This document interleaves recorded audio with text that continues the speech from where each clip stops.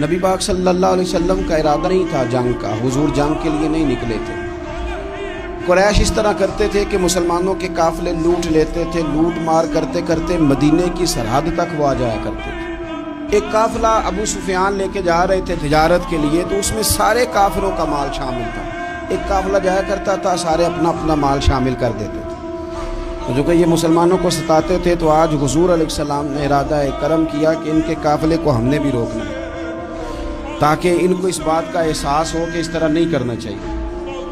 اس قافلے کے لیے نبی پاک صلی اللہ تعالی علیہ وسلم نکلے، جنگ کا تو ارادہ ہی نہیں تھا۔ 313 لوگ حضور کے ساتھ تھے، اور سواریوں کی تعداد اس طرح کی تھی کہ بعض اوقات ایک ایک سواری پر 3 لوگ سوار تھے، تو 2 آدمی سوار ہوتے تھے، تیسرا پیدل چلتا تھا۔ اور قربان جائیں، حضور علیہ السلام کی مساوات کا یہ عالم تھا کہ نبی پاک تھے، حضرت مولا علی تھے اور جناب زید تھے۔ 2 سوار ہوتے تھے، ایک پیدل چلتا تھا۔ جب 2 غلاموں کے سوار ہونے کی باری تھی، آقا کے پیدل چلنے کی باری تھی، تو حضرت علی نے اور جناب زید نے عرض کی، حضور آپ بیٹھ جائیں، ہم پیدل چلتے ہیں۔ حضور فرمانے لگے، نہ تمہارے اندر طاقت زیادہ ہے اور نہ تمہیں ثواب کی ضرورت زیادہ ہے۔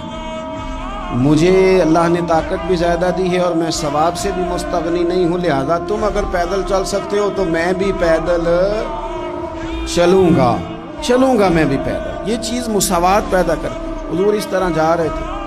ابو سفیان بڑے تیز آدمی تھے۔ جب پتہ چلا نا کہ مسلمان حملے کے ارادے سے آ رہے ہیں، تو ایک بندہ جلدی سے دوڑایا، مکے جا کے بتاؤ تم سب کا مال میرے پاس ہے۔ تو مسلمانوں نے حملہ کر دیا۔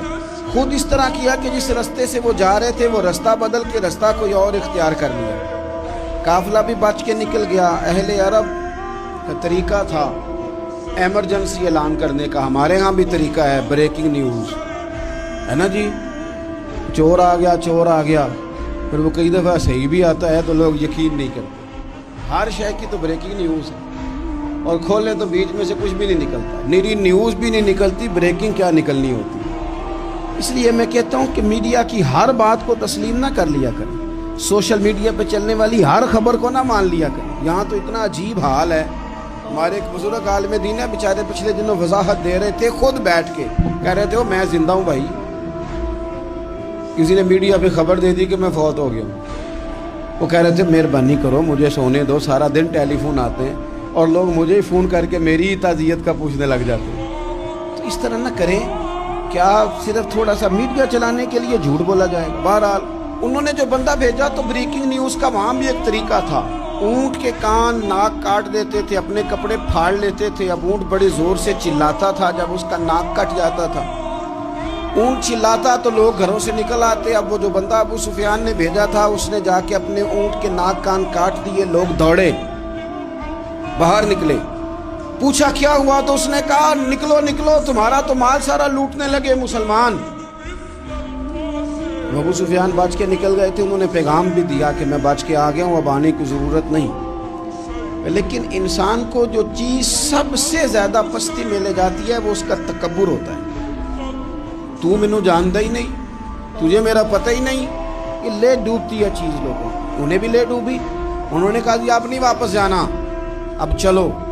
1000 کا لشکر، گانے بجانے والی عورتیں ساتھ، شراب کے مٹکے ساتھ، 10 اونٹ روز ذبح ہو رہے ہیں، سردار دعوتیں پکا رہے ہیں، گوشت بھونا جا رہا ہے۔ بدر میں پہنچ گئے، مسلمان بھی 313 پہنچ گئے۔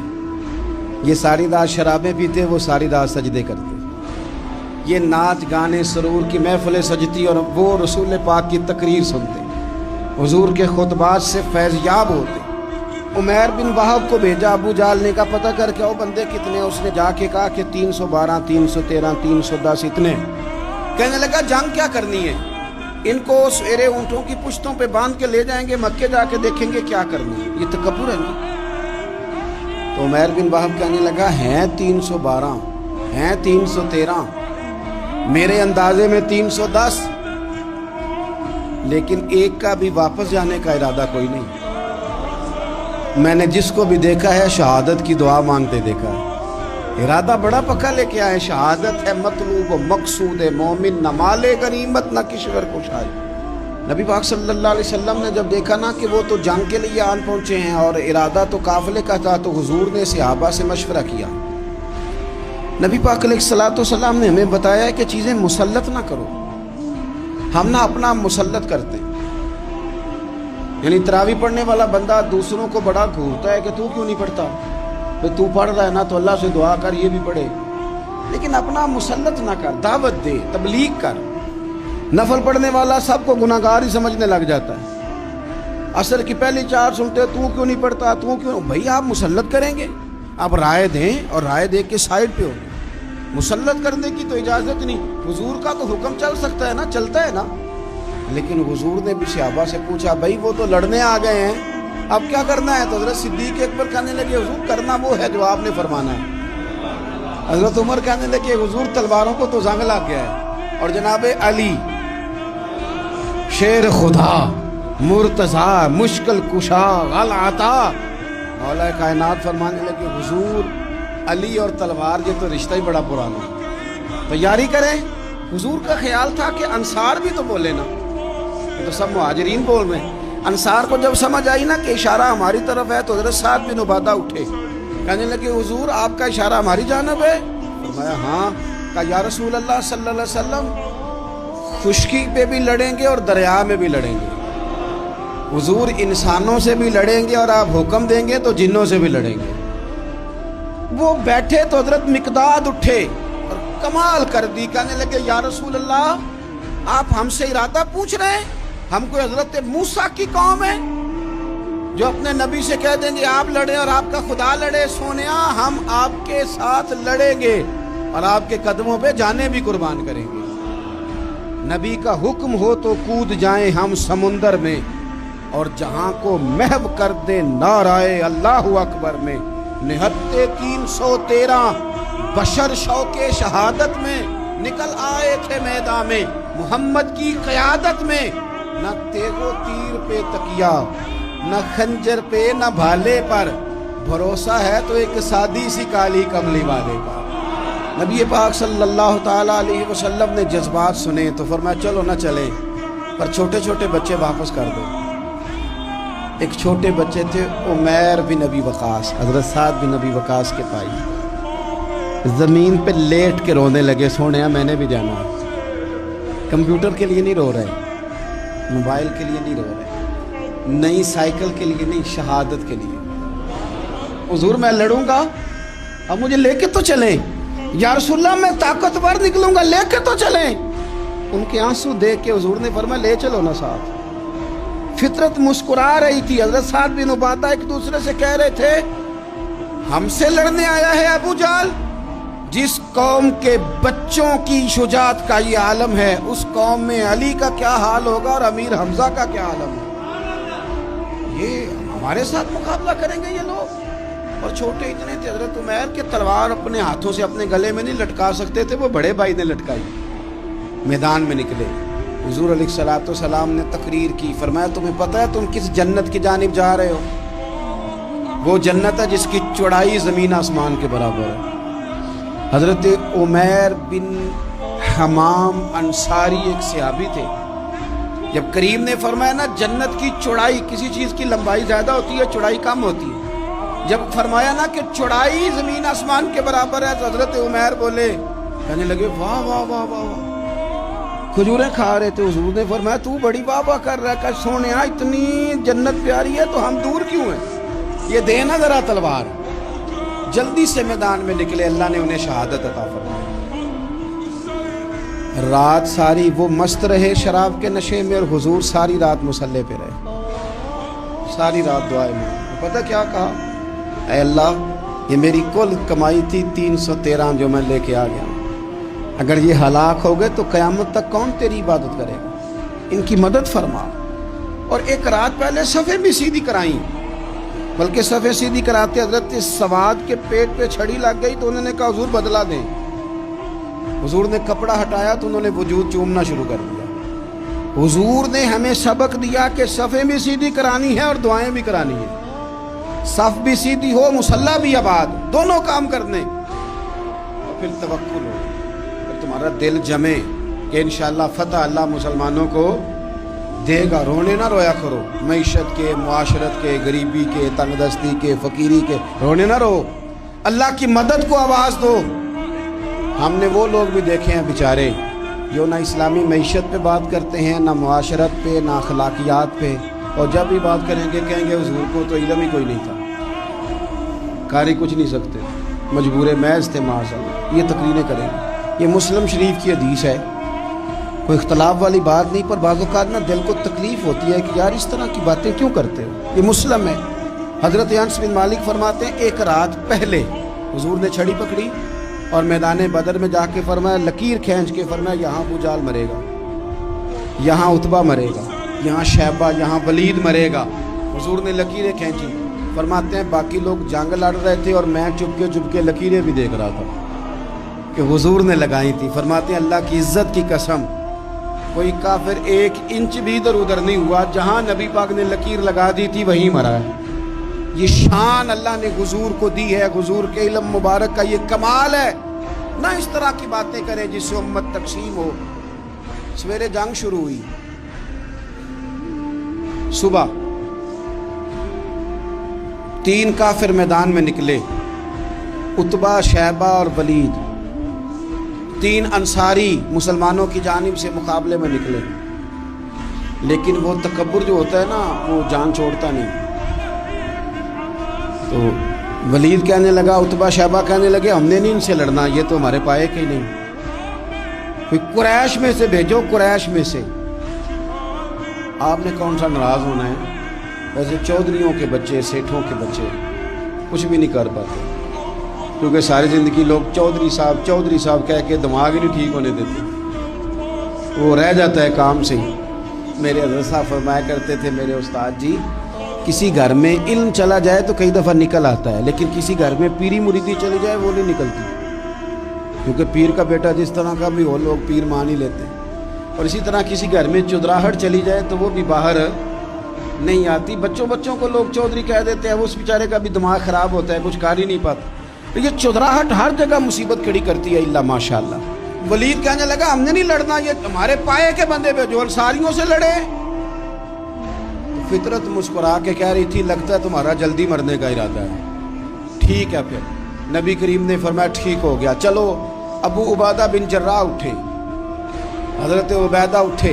हुजूर ने फरमाया अब अल्लाह का शहर अमीर हमजा उठे, हज़रत अमीर हमजा उठे। तीसरे नंबर पे हुजूर ने फरमाया या अली युकुम, अली उठ ना जार, जरा निकलना मैदान में। दीवारें हिलती रहती हैं और दर कांप जाता है, अली का नाम सुन के अब भी खैबर कांप जाता है। हज़रत अली शेर खुदा रज़ी अल्लाह ताला, मौला कायनात उठे, हज़रत अमीर हमजा उठे, हज़रत उबैदा उठे। उतबा के मुकाबले में गए, हज़रत अमीर हमजा कत्ल किया अपने दुश्मन को। शैबा के मुकाबले में गए हज़रत उबैदा, लेकिन हज़रत उबैदा बूढ़े थे, उसने उन पर हमला किया, उनका पैर काट दिया। हज़रत अली निकले वलीद के मुकाबले में, 2 ही ज़रबे लगाई, वलीद का सर काट के हज़रत उबैदा की मदद को भी पहुंच गए हज़रत अली, उसको भी कत्ल किया। फिर हज़रत उबैदा को अपने कंधों पे उठाया, नबी पाक की बारगाह में लाए। उन्होंने हुजूर के कदमों को चूम के कहा हुजूर मुझे शहादत मिली कि नहीं मिली? तो नबी पाक ने फरमाया रब ने तुम्हें शहादत का दर्जा दे दिया। अब मैदान में जिहाद शुरू हुआ, लड़ाई शुरू हुई, लोग निकले। हज़रत ज़ुबैर बिन अवाम भी बर्छी लेके, एक काफिर निकला, आस उसका नाम था, उस सारा लोहे का लिबास पहन के आ गया, सिर्फ आंखें नजर आ रही, बड़े मुसलमानों को जख्मी कर रहा था। अब कैसे लड़े उसके खिलाफ? तो हज़रत ज़ुबैर बिन अवाम के हाथ में बर्छी थी, बस आंखें नजर, इतनी जोर से अल्लाह अकबर कह के बर्छी मारी ना कि उसका आपने गला ही काट के रख दिया, हर चीज उसके दिमाग से बाहर निकल आई, जमीन पर तड़पा। वो बर्छी इतनी पसंद आई नबी पाक को। हुजूर को सिर्फ तस्बीह पसंद नहीं आती, बर्छी भी पसंद आती। हुजूर को सिर्फ तिलावत वाला मोमिन नहीं, जिहाद वाला भी पसंद आता। असल पता मसला क्या है कि मुसलमान ना एक चीज देते हैं फिर उसी का शिकार और दूसरी को छोड़ देते हैं। दीन हमा पहलू है, आप सजदे की बात भी करें, जिहाद की भी करें, दोनों दीन है। और ये याद रखें कि इसी से मुसलमान मजबूत होता है। हुजूर को बर्छी इतनी पसंद आई कि आपको बुखारी में मिलेगा, नबी पाक ने बर्छी लेके बतौर यादगार के अपने पास रख ली। پھر وہ برچی حضرت صدیق اکبر کے پاس رہی، پھر وہ برچی حضرت عمر کے پاس رہی، پھر حضرت عثمان کے پاس رہی، پھر مولا علی کے پاس رہی۔ میں ان لوگوں کو کیا کہوں جنہوں نے مکے مدینے میں نبی پاک کی یادیں مٹا دی ہیں۔ سونے نے تو صحابہ کی یادگار تلواریں بھی سنبھال کے رکھی، اور تم نے حضور نے جس کنویں سے پانی پیا تھا وہ کنواں ختم کر دیا، تم نے جہاں حضور نے غسل کیا تھا وہ جگہ ختم کر دی۔ کیا بات کرتے ہو صاحب، وہ جگہیں تو ہمارے لیے چومنے کے لائق تھی اور آنے والی نسل کو وہاں عقیدت کے پھول برسانے تھے۔ تم نے کیا سلوک کیا؟ جنگ آگے بڑھی، تلواریں چمکی، 2 چھوٹے بچے۔ او نوجوانوں، خدا را واپس لوٹو اپنے دین کی طرف، 2 چھوٹے بچے، اور یہ اس طرح کے لفظ ہیں، مجھے کیا لینے دو وہ دیسی تھے، مجھے کیا لینے دو پینڈو تھے۔ وہ 2 بچے آ کے حضرت عبد الرحمن ابن عوف سے پوچھتے ہیں، کہتے ہیں چاچا جی ابو جال کدھر ہے؟ یہ لفظ ہیں حدیث میں، چاچا جی، چاچو کدھر ہے ابو جال؟ کہتے ہیں میں نے ہاسکے کا پتر، تم نے کیا کہنا ہے؟ تو چھوٹے والے کو باتیں بھی صحیح نہیں کرنے آتی تھی، کہنے لگا چاچا اسے مارنا ہے۔ کہا کیوں مارنا ہے؟ کہا اس لیے کہ ہم نے سنا ہے وہ ہمارے نبی کو برا کہتا ہے معاذ اللہ۔ کہا تم اگر نام مار سکے تو چھوٹا کہہ رہا ہے، کہتا نام مار سکے تو مریں گے تو صحیح نا حضور کے نام پہ۔ حفیظ جلندری کہتے ہیں وہ کہہ رہا تھا مریں گے یا ماریں گے اس ناری کو، سنا ہے گالیاں دیتا ہے وہ محبوب باری کو، معاذ اللہ حضور کو برا کہتا ہے۔ میدان میں آئے دونوں، زور زور سے تلواریں ماری، گھوڑے سے گرا لیا ابو جال۔ حضرت معاذ جو تھے بڑے والے، ان کا بازو کٹ گیا، تھوڑا سا گوشت سا لٹک رہا تھا۔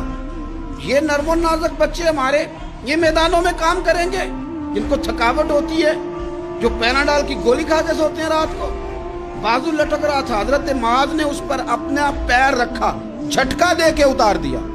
حضرت عبداللہ ابن مسعود کو کہا، انہوں نے گردن کاٹ دی ابو جال کی۔ دونوں تلواریں لے کے حضور کے پاس گئے۔ چھوٹا کہتا ہے حضور میں نے مارا ہے، بڑا کہتا ہے حضور میں نے مارا۔ کہتا ہے نہیں تو پیچھے تھا، میں نے مارا ہے۔ وہ کہتے نہیں تو بعد میں آیا تھا، میں نے مارا ہے۔ فرمایا تلواریں دکھاؤ نا۔ جب تلواریں دکھائیں تو حضور فرمانے لگے تم دونوں نہیں مارا ہے، برابر کا ثواب ہے۔ جس کا بازو کٹا تھا کریم رسول نے فرمایا ادھر لا نا بازو۔ وہ بازو لائے، حضور نے اسی جگہ رکھ کے نا دوبارہ لعاب دہن لگایا۔ حضرت معاذ حضرت عثمان غنی کے زمانے تک موجود رہے۔ فرماتے ہیں کٹنے سے پہلے طاقت کم تھی، جب حضور نے جوڑا ہے تو طاقت پہلے سے زیادہ ہو گئی ہے، پہلے سے زیادہ ہو گئی ہے طاقت۔ کہتے ہیں کہ نبی پاک سید عالم صلی اللہ علیہ وسلم کی خدمت میں حضرت عکاش آئے، کہنے لگے سونیا میرے جذبات کنٹرول میں نہیں آ رہے، میں ان بے ایمانوں کے گلے کاٹوں گا، پر میرے پاس تلوار ہی کوئی نہیں، کوئی تلوار ہو تو ماروں نا۔ ایک درخت کی جڑ تھی، ٹہنی تھی، حضور نے یوں کر کے کھینچی، فرمایا یہ لینا تلوار۔ کہتے ہیں وہ حضور کے ہاتھوں میں ٹہنی تھی، میرے ہاتھوں میں آتی گئی اور تلوار بنتی گئی۔ پھر اس سے کافر کاٹے حضور کے معجزات۔ 5000 فرشتہ بھیجا اللہ نے جنگ بدر میں۔ کتنے؟ یہ میں نے بات اس لیے بیان کی ہے کہ اقبال نے ایک مشورہ دیا، کہتے ہیں تو فضائے بدر تو پیدا کر، فرشتے تیری نصرت کو اتر سکتے ہیں گردوں سے، کتار اندر کتار اب بھی۔ اقبال کیوں ایسا کہہ رہا ہے؟ تو اقبال کہتے ہیں اس لیے کہ آج بھی ہو اگر ابراہیم کا ایمان پیدا تو آگ کر سکتی ہے انداز گلستاں پیدا۔ 5000 فرشتہ آیا۔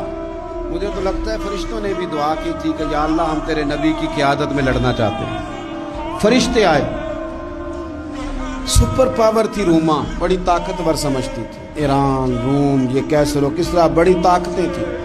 عرب کے لوگ تو بوریا نشین تھے، صحراؤں میں نکل کے انہوں نے الٹ پلٹ کے نہیں رکھ دی سارا کچھ۔ علامہ اقبال سے کسی نے پوچھا تھا کہ مسلمان دوبارہ سے کبھی میدانوں میں آئیں گے؟ تو اقبال کہنے لگے ہاں ہاں ضرور آئیں گے، آئیں گے، یہ نکلیں گے۔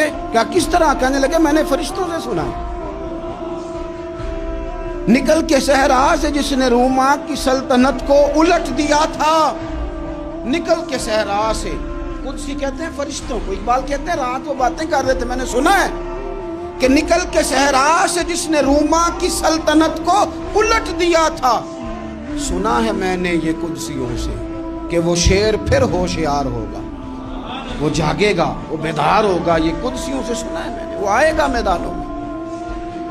घुमसान का रंग पड़ा, अबू जाल कत्ल हुआ, उमैया कत्ल हुआ, कुछ देर के बाद मारा गया, अबुल बुख्तरी और उतबा और शैबा और वलीद बड़े बड़े सरदार कत्ल हुए, 70 काफिर मारे गए, 70 मुसलमानों ने कैदी बनाए, बाकी भाग गए और सामान छोड़ के भाग गए और घोड़े छोड़ के भाग गए, और जिसको इधर भागने का मौका मिला इधर भागा, कह रहे थे इनको बांध के ले जाएंगे, और जिसको इधर भागने का मौका मिला वो इधर भागा।